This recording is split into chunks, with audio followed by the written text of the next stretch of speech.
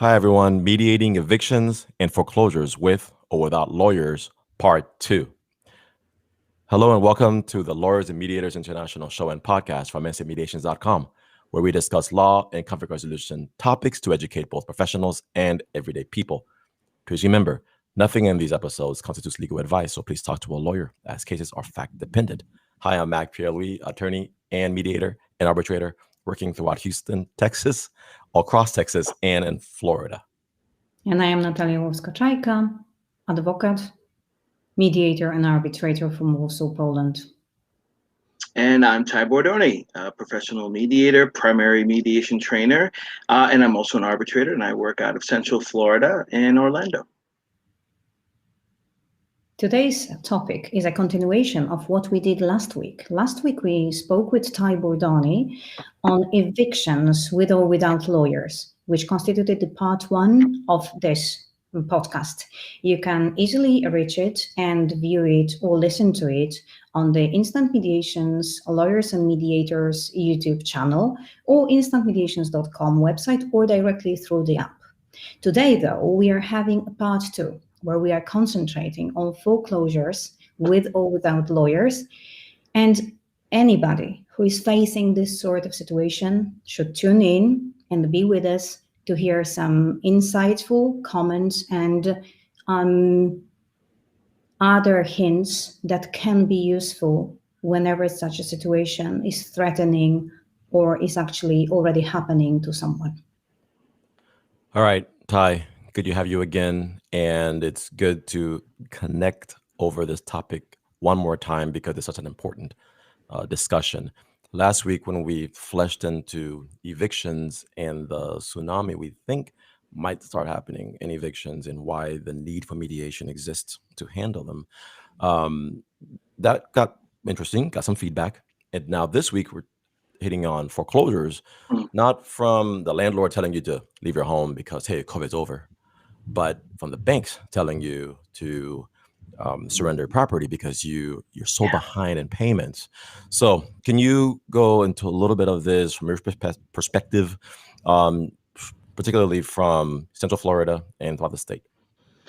Yeah, thank you for having me. Always a pleasure, to speak with you guys. And this is a really important topic, right? So yes, we were talking about evictions, and it's this wave of potential evictions and foreclosures that are coming, right? And so this week we're going to talk about as much as we can about foreclosures. And so foreclosure is a little bit of a different animal than evictions,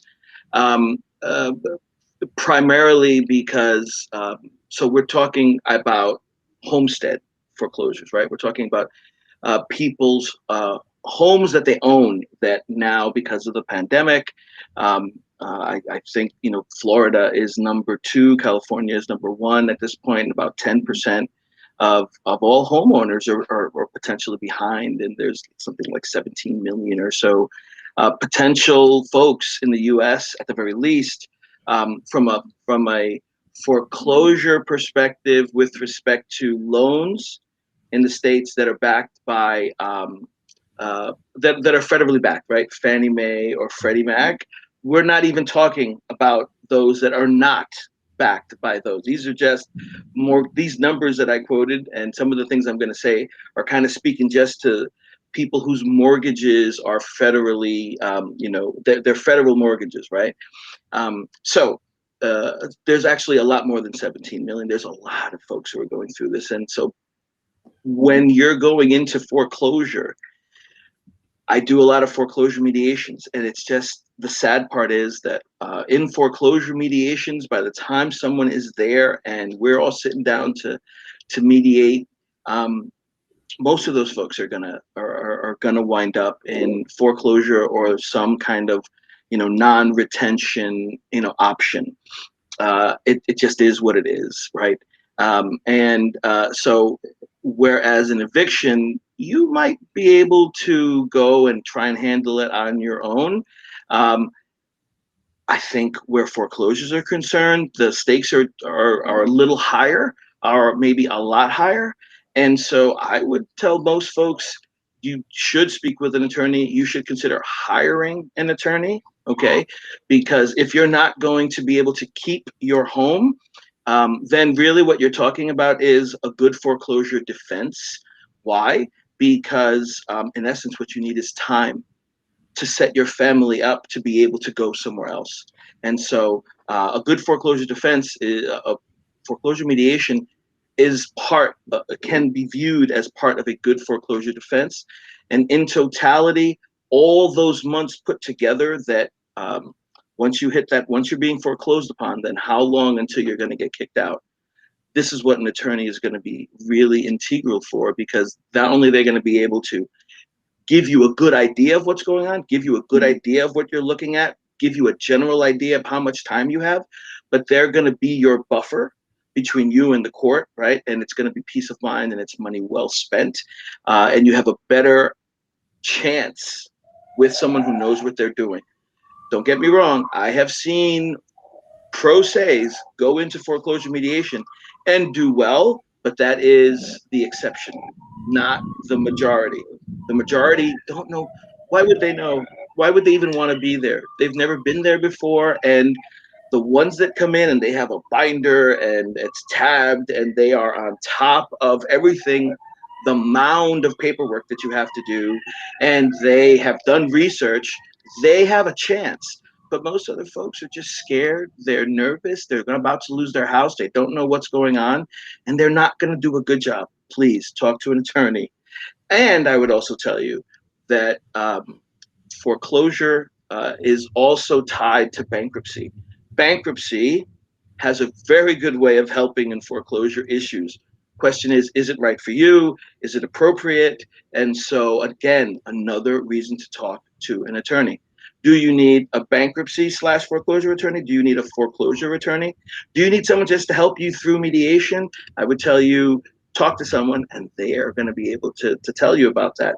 But in essence, just those mortgages that are federally backed through Fannie Mae, through Freddie Mac, right? The moratorium is ending June 30th. Now, unless it gets extended again, right? There's also the availability of folks to get on a forbearance plan, an extended forbearance plan. But regardless, unless that date changes, sometime within a few months after June 30th, we're going to start to see the federal backed mortgages start to come to court. And those that aren't federally backed, they're already starting to come to court, right? But there could be other protections in place. But this is coming, right?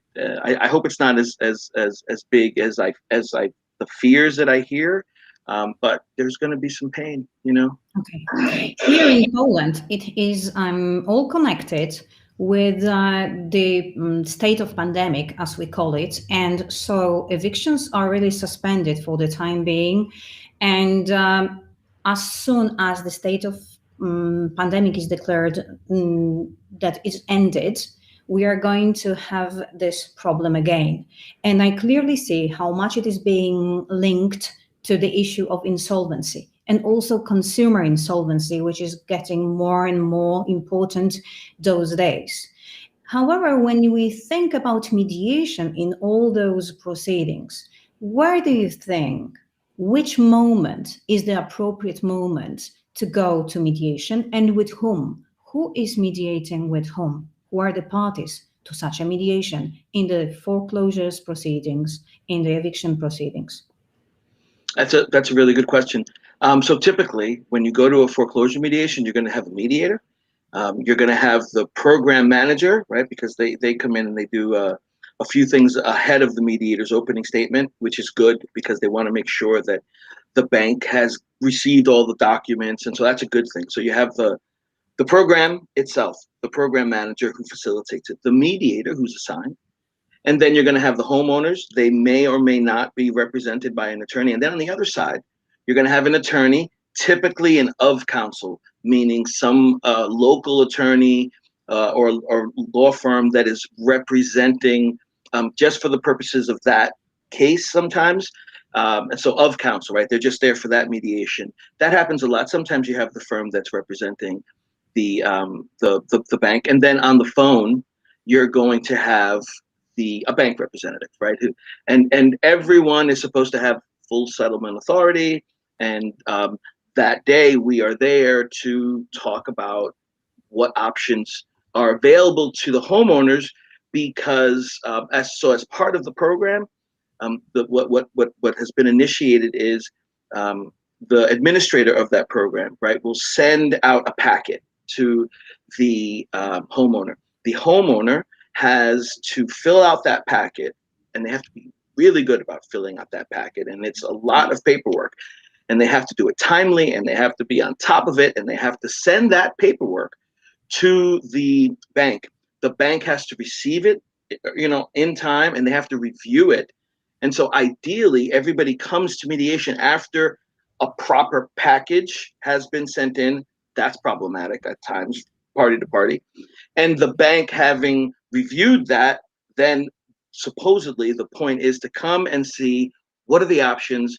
Can we mitigate this? Can the homeowner somehow keep their home? And again, homeowners either need to do a lot of research and be on top of their game, or get someone to help them because the stakes are so high. And when does it happen? So as soon as a foreclosure is filed, at least in Central Florida, as soon as a foreclosure is filed, it is then sent to the program that's administering it used to be called the Residential Mortgage Foreclosure Program, so that can take place first. The foreclosure process gets put on hold while the mediation process takes its course. And so it's a really great time for the parties to be able to try and figure it out. And then depending on the outcome of the mediation, the homeowner can go from there, because even if mediation doesn't work, the great thing about mediation is when you go to mediation, at the very least, the parties have a very good idea of where they stand in relation to each other. A lot of the miscommunication that's been going on can be clarified to some extent. And so I see my role as the mediator, at the very least, I'm going to clarify as much as I can. I'm going to make sure that the homeowners know exactly what it is that they need to get, because typically there's like follow-up. And more than anything else, what I see is some kind of plan of action for the parties to proceed with after the foreclosure. But as soon as mediation ends, that foreclosure process picks up right up again. And now they're on track for it to continue. Again, this is why they need counsel to help them navigate that, because if you do it the wrong way, if you don't do something in a timely manner, if you don't do something the right way, it could have bad consequences. So important. I'm all for pro se empowerment, but with something like in any case, please get advice, and that empowers folks. And with power, we're able to move forward with knowledge, right? Hopefully. Yeah. Can you hear me? Okay. I wanted to screen share and just briefly show consumerfinance.gov. And Yes. wanted you to talk a little bit more about it. Absolutely. Thanks. So in essence, right, that's the place important. where, I'm sorry, Mac, forgive me. No, it's okay. And by the way, for those who might be listening on audio only, they won't be able to see this. But basically, I went to consumerfinance.gov, which is the website that's been updated for the Consumer Financial Protection Bureau. So Ty, just take it away. Why is this important, and why should people visit this site? So for those folks who fall under their mortgage is Freddie Mac, is Fannie Mae or Freddie Mac, right? This is where they have some protections. The moratorium on foreclosures, right? You're going to be able to read up on it. You're going to see if it's updated, but right now it's the 30th. You're also going to be able to see about, if you're eligible for the forbearance plan.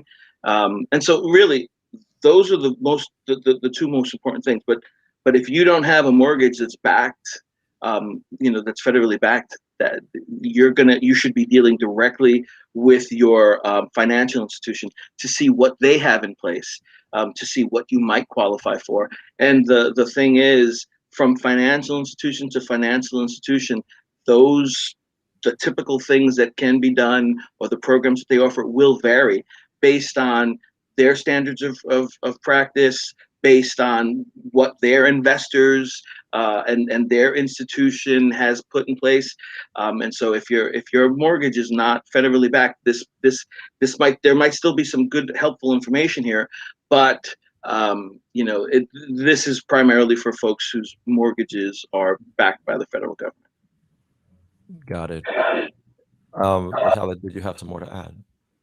Yes, I wanted to ask Ty, how long that such a mediation would then last, and if done, what are possible outcomes of such a mediation?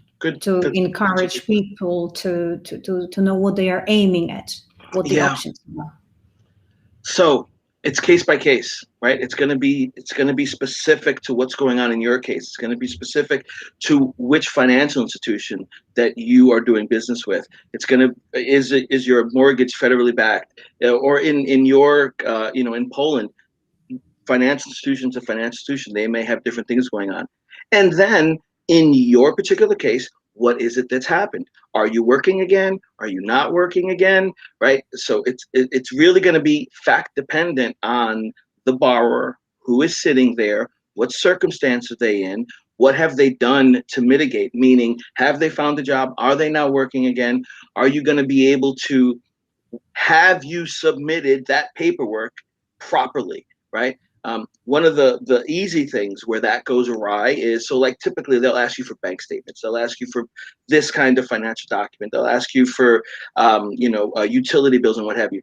And they're going to ask you typically for 3 months, right? Now, you submit everything, and then your mediation's a month and a half later. The effect is that the older months of those bills that you've submitted is old. And so I can't tell you how many times I've gone to mediation. They're like, oh, we need updated financials. So the parties need to be on top of the paperwork they've submitted, and they need to continuously be updating it so that it doesn't go stale, so that when they get to mediation, everything is in place. The bank has everything that they need so that they can try and see where they're at and see where they can go from there. Some of the most frustrating things is because the bank says, well, we don't have everything, we can't make a determination. It's very hard to help the parties, right? But let's assume that they've done their homework, or that even better, they have an attorney with them and they have handed everything in. So again, it's going to come down to what's going on in their particular case. But let's go to 2 scenarios. 1, they're not going to be able to keep it, right? And 2, they are going to be able to keep it. So the worst one, for the ones that aren't going to be able to keep it. So one of the things that I do as a mediator is, once you start to recognize, they're probably not going to be able to keep it, right? 1, your emotional intelligence, you want to be there for them and you want to be compassionate. But more importantly, I'm going to ask about non-retention options. I'm going to ask, is the homeowner going to be able to do from this point moving forward?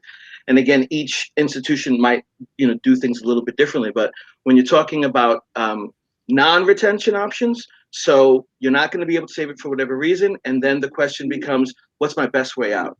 So what homeowners don't want is a judgment on their on their credit that's going to be there for a long, long time, for years. So there are ways around not getting a judgment. A deed in lieu of foreclosure, meaning I'll give you the deed, here's the keys, you stop the foreclosure, I have no judgment. But there are steps typically that have to be taken before you can do that, if they'll offer it. Or maybe there's cash for keys. We'll give you X amount, 3,000, 4,000, 5,000, 1,000, 6,000. I've seen 25,000, not a lot though. We'll give leave the house clean and turnkey condition, give us the keys, they come, they inspect it, and then they give you a check. Now that helps folks who need to move, because you need money to move, right? You need first month, you need plenty of things. And so maybe is cash for keys an option? And or what about something other than cash for keys? What about a short sale, right? So what are the steps for the short sale? Typically before they'll short sale, right? A couple of other things have to be in place. So the question is, which are they going to qualify for, right? And then you go through it. The bank says what the options are, and then you help them with those options, or you relay those options to them, right? And there could be other things going on as well. What about folks who they are going to keep it?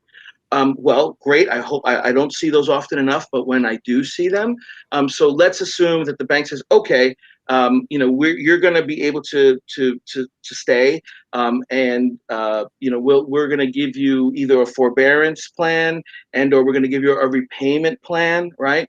And the entire amount owed has to be paid within a certain amount of time, and late fees, attorney's fees, all those things are going to be tacked on. It gets very expensive very fast. But let's assume they're lucky enough that they are able to get that loan modified, right? Well, then, what does it look like? What's that amount of money that it's going to be? Typically, now you're in a repayment plan. That repayment plan, for the mortgage modification repayment plan, typically it's going to be 3 payments, right? And you're going to make those payments. And once you've successfully made those payments and the bank sees that you've made that 3rd payment, then they're going to follow up and they're going to say, okay, this is your actual payment amount monthly, and it begins on this month. And once you've successfully completed those 3-month payments, and with the 4th one moving forward, now you have a mortgage that's been modified. But usually it's higher than what it was before. Do I see it go lower? Sometimes I sure do. But again, it's case by case. And everything that we just went over is just touching the surface. And how do you get there? The people who have gotten consultation and who have done their research and who have gotten in a good foreclosure defense attorney or a good bankruptcy attorney, right, are the ones who have the better chance. And to speak of bankruptcy, speak with a bankruptcy attorney as well. Why? Because bankruptcy has a horrible stigma, right, for most people. But I would tell you that it's really a reset button. And if you're in a place where your family is being affected and you're about to lose your house, speak to an attorney if it's a good option. Once the bankruptcy is filed, right, just the suggestion of bankruptcy alone will stop everything in its tracks from a foreclosure perspective. And whereas you might have had a hard time getting the bank to give you a modification, interestingly, as soon as your suggestion of bankruptcy is filed, banks typically are very willing to give you, case by case, to give you that modification. Why? Because they'd rather do it than have a judge do it, right? And or where HOAs are concerned, right? Or second mortgages, bankruptcies, again, this is why you want to talk to an attorney, but sometimes those are wiped out entirely. So if you're facing foreclosure, I would pay my HOA before I pay my mortgage. Why? Because the HOA attorneys, they don't play. You don't want to be on their bad side, and they will foreclose just to get their fees. Now, I'm being very general right now, I realize, but the most issues I have had personally, right, in mediation where I have felt, this is really tough, has been HOAs. Why? Because man, they will get their attorney's fees, right? And I have seen homes be foreclosed on for attorney's fees, right? And those fees just add up and rack up fast. And it almost seems unfair. So again, bankruptcy can be a very, very good option, regardless of what we've been brought up to believe. In tough times, that might be a good idea. But again, how do you know if it's good for you? Speak to an attorney. So like last time in Texas, right, there's that, Mac, you were telling how people can get free legal advice. In Central Florida, in the Orlando area, the Orange County Bar Association, you can get a very, very $50 or $75. You could speak to an attorney, a bankruptcy attorney or foreclosure defense attorney. And I'm sure there's something in Poland as well. There's a resource, but speak to somebody is really the most important thing. And that's just scratching the tip of the iceberg, right? There's so much that we're not saying. Yeah, and it's extremely important to talk to the lawyer because even the things that were discussed today, for example, cash for keys, might exist in Florida, but it might not exist in some Yeah, other yeah, states. And so it all yeah, depends on everybody yeah. who's listening, because we have a very broad audience.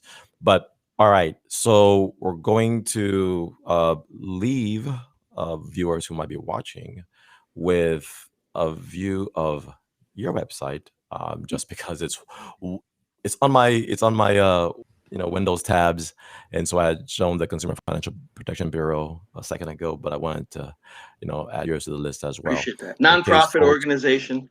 So call us and we'll do my best to help Yeah, absolutely. And so everyone listening and watching, mediation is always available as a go-to to help resolve issues. Not always, but you know what, like you said, if even if mediation fails, a lot of times it lets people know what they're fighting about, you. Yeah. and it fleshes out the issues so that it helps people have knowledge and have information to then give them a place from where they can make better decisions and decide what they're going to do Yeah. next. Even a bad mediation can be a good mediation. Yeah. All right, Ty. So until next time, everyone, signing off, this is Mac Pierre Louis, attorney, mediator, and arbitrator. Natalia Olowska. Please remember, you can tune in again. You can listen on our Instant Mediation app to everything what we are saying. And we are going to continue live next week with Ty Bourdony on mediation and series with Roundtable with Ty Bourdony. Thank you for having me. As always, a pleasure. Great job. Thanks so much.